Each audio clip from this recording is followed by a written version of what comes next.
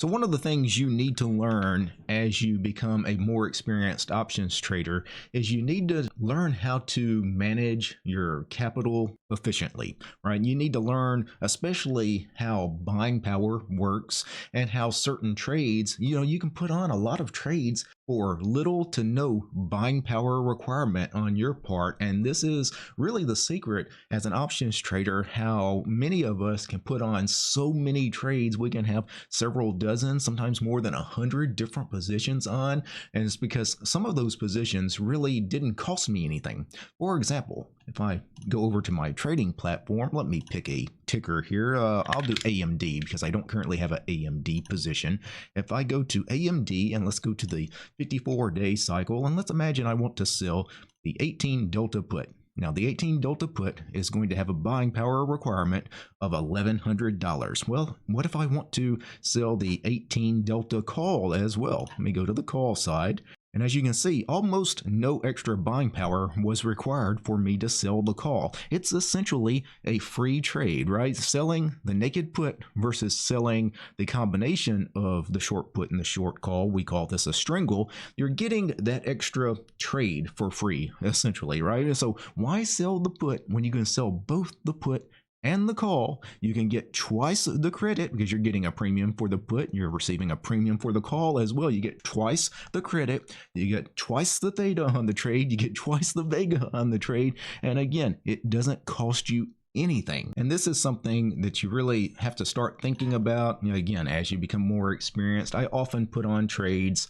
that are essentially these kinds of free trades as far as buying power reduction. They really didn't, I don't have to put up any money. I don't have to have any extra money sitting in my account to put on that trade. Now, of course, sometimes you want to be purely directional on a play. For example, if I was really bullish on AMD, then I probably wouldn't do the strangle. I'd just do the short put. But most of the time, we really don't have any kind of direction assumption on things. We really don't know where anything is going. So in that case, it makes sense to put on multiple trades, some bullish, some bearish, some neutral, and oftentimes, again, you can get these trades for no additional cost as far as buying power reduction. So what are some of the trades that you can put on essentially for free in terms of buying power? Well, the first one is the most obvious one. That's the strangle. If you're going to sell a put or if you're going to sell a call, just go ahead and sell the other side of the strangle because, again, it really doesn't have any extra cost in terms of buying power, and you get twice the credit, you get twice the theta, twice the vega. It just makes sense.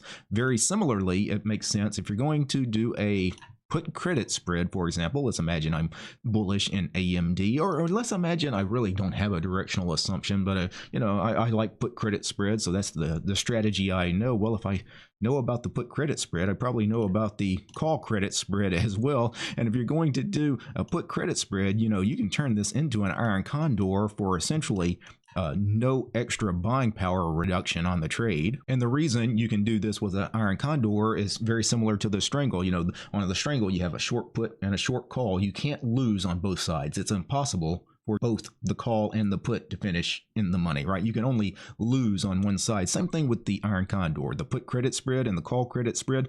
Both of them cannot lose. One of the most obvious plays, and one that I don't think enough people take advantage of, is covered calls and covered puts as well. But if you already have a long stock position or a short stock position, you can always go put on. For example, if I have a long stock position, I can always go sell a call for no buying power. Now, in this case, it's going to show that I need to put up $1,400 to sell this 35 Delta call. But if I already own 100 shares of AMD, there would be no additional buying power on the trade. Same thing if I had 100 short shares of AMD, which is something I normally don't hold short stock positions, but let's say I did, I could go sell a put against it. This is known as the covered put, and again, I wouldn't be charged any additional buying power because I already have the short shares to cover the potential assignment should the trade go against me. Another one of these trades you can do, one of my favorite trades is the put ratio spread. Right? I love doing the put ratio spread, but sometimes when you put on a put ratio spread, it just makes sense. If you're gonna do one side, well, why not do the other side as well? Turn it into the double ratio spread, sometimes called the Batman trade. And then there's many variations on this. For example, if I was going to sell this 18 Delta put in AMD, it requires an $1,100 buying power reduction.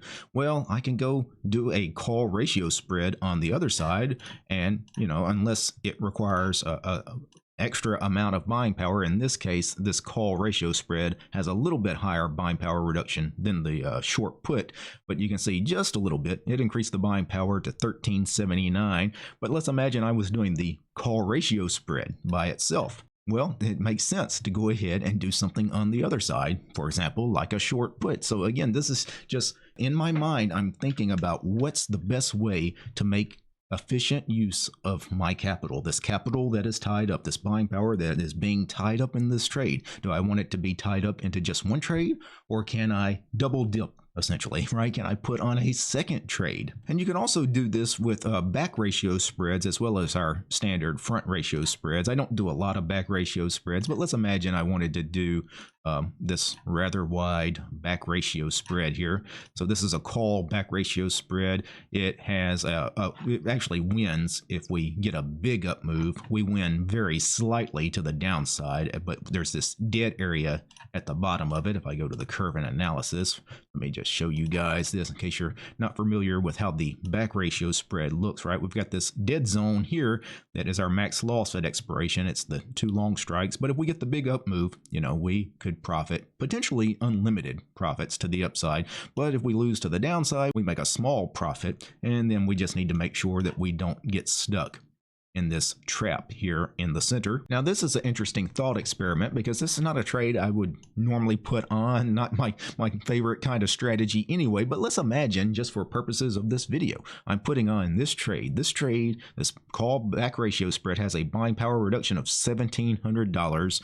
It is essentially a bullish trade. I mean, technically we can win to the downside a little bit too, but it's a bullish trade. So can I go put on another trade that will not require any additional buying power? Well, let's go to the options chain. Let's go to the table and we could play around a little bit. So what are some trades I could put on that don't add any risk to my current position? Well, I would think something like a put credit spread, for example. It's really not going to add any additional risk. Matter of fact, it took off a little risk. We got a little bit of some buying power relief, like $50 or $100 by putting on this put credit spread. Now, it's a second bullish trade, but it's essentially another free bullish trade. The only thing that this did is it kind of eliminated some of our very small profits that we could have realized if the call back ratio spread went against us and we got that down move. Now we have this very narrow profit range to the downside, but that's certainly,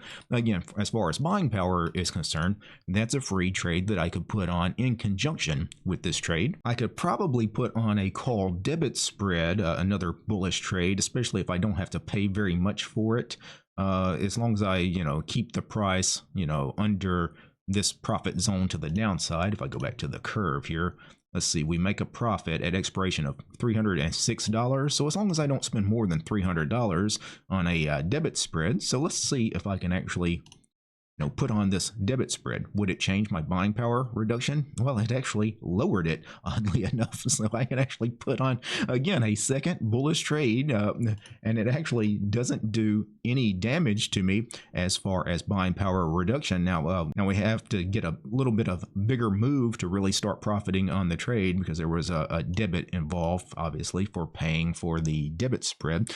But again, it's in terms of buying power, if I'm just looking for extra trades, I can come up with some creative things to do in almost every scenario. So it's just something to think about when you're putting on these trades. Pay attention to the buying power reduction, and sometimes think to yourself, hey, can I get an extra trade for free? Now, if you want to help support my work, please check out my book, The Super Wheel Option Strategy, available on Amazon. You'll find a link to the book in the description below. Also, check out the DT Options Discord server. I hold a live voice chat there every trading day, and you guys get to see all my opening and closing trades and trade management and everything. We've got a nice little community over there, and we'd love to have you as well. Peace, guys.